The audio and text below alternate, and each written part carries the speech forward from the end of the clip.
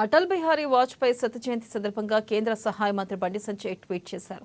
అఖండ భారతం కోసం కలలు కన్న దర్శనికుడు వాజ్పేయి అని పేర్కొన్నారు. భారత జాతికి శాంతి మంత్రం జపించడమే కాదు, యుద్ధ తంత్రం తెలుస్తుందని నిరూపించిన నాయకుడన్నారు.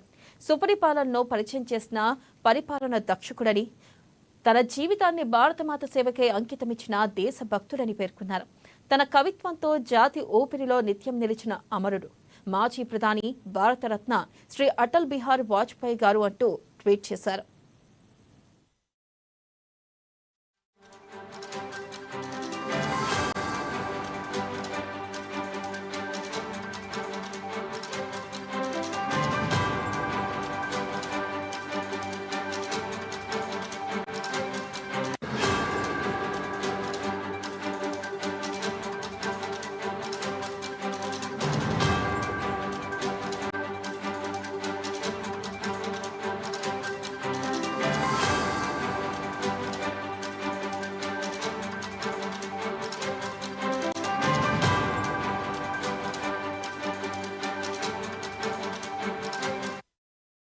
ఇక అలాగే దేశాన్ని ఎప్పుడూ రాజకీయాలకు అతీతంగానే ముందుకు నడిపించామని, ఇదే భారత ప్రజాస్వామ్య గొప్ప బలమని కేంద్ర మంత్రి కిషన్ రెడ్డి ట్వీట్ చేశారు.